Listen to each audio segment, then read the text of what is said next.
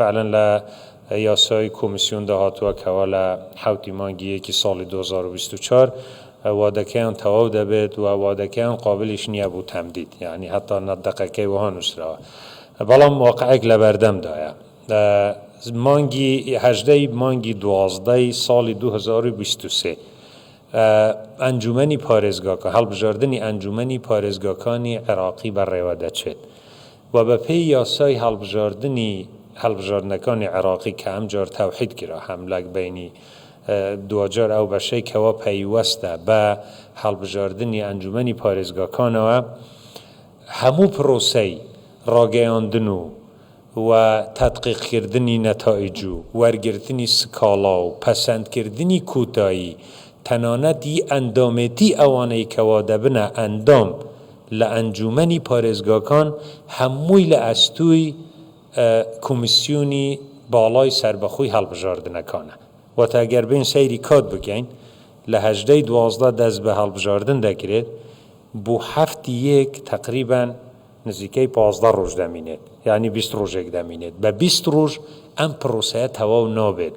خۆشیان ئەوە دەزانن و ئەنجومەنی نوێنەرانیش ئەوە دەزانێت چونکە لە دەقە یاسایەکانیش داهاتووە بەلای کەمەوە ئەم پرۆسەیە بەلای کەمەوە هەندێک لەو ڕێکارانە پێویستیان بە 90 ڕۆژە هەندێک لەو ڕێکارانەی بوو تەواوکردنی ئەم واتە کۆمیسیۆنی باڵای سەربەخۆی هەڵبژاردنەکان ئۆتۆماتیکیەن کە قانونی با بڵێن هەڵبژاردنی ئەنجومەنی پارێزگاکان ڕێگای داوە بەوەی کەوا بە ڕێککەوتن بە تەنسیق لەگەڵ سەرۆکی ئەنجومەنی وەزیرانی ئیتیحادی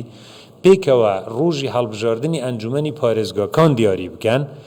و بەمەرجێک ڕۆژەکەش لە 20 12 تێنەپەڕێت و ئەوان 18 12یان داناوە واتە هەر لەوێدا دەرگایە کراوەتەوە بۆ ئەوەی چونکە ئەم ڕێکارانە تەواو نابن و کۆمیسیۆنیش کە دەست بە کارێک دەکات حتما دەبێت پرۆسەکە تەواو بکات ناکرێت هەڵبژاردن ئەنجام بدرێت و بڵێن ئەبێ کۆمیسیۆنە تەواو بوو کۆمیسیۆنێکی تر بێت نەتائیج بژمێریت و بێت تەدقیقی شت بکاتن و ئەمانە بۆیە بەڵێنێکی زمنی هەیە بۆ ئەوەی کەوا ماوەی بە یاسا تەبعاً لە ئەنجومەنی نوێنەران ماوەی کۆمیسیۆن درێژ بکرێتەوە هەم بۆ ئەنجامدانی یان تەواوکردنی ڕێکارەکانی ئەنجامدانی هەڵبژاردنی ئەنجومەنی پارێزگاکان و هەمیش بوو ئەوەی کەوا لەگەڵیدا لەو مدەتەدا هەڵبژاردنی پەرلەمانی کوردستانیش بەڕێوە بچیت بوو ئەوەی لای ئێوە پرسیارێکی تر دروست نەکات بەڵێ باشە ئێوە مانگی 25 هەڵبژاردن دەکرێت و دیسان ئەویش پێویستی بە کاتێکی ترە قانونی هەڵبژاردنی ئێمە ڕێکارەکانی پەسەندکردنی دەرەنجامەکانی هەڵبژاردن لای کۆمیسیۆن نییە لای ئەنجومەنی دادوەریە بۆیە کۆمیسیۆن کارەکەی لە سەرپەرشتیکردن و ڕاگەیاندن و پەسەندکردنی یاخود با بڵێن ڕاگەیاندنی نەتائیجدا دەبێت دواتر بوو پەسەندکردن و شەکوا و طعن و ئەمانە دەچێتەوە ڕێکارەکانی خۆی و ئێمە بەشی ئەوەش تەنسیقمان لەگەڵ سەرۆکایەتی ئەنجومەنی بەڕێز سەرۆکی ئەنجومەنی نوێنەران هەیە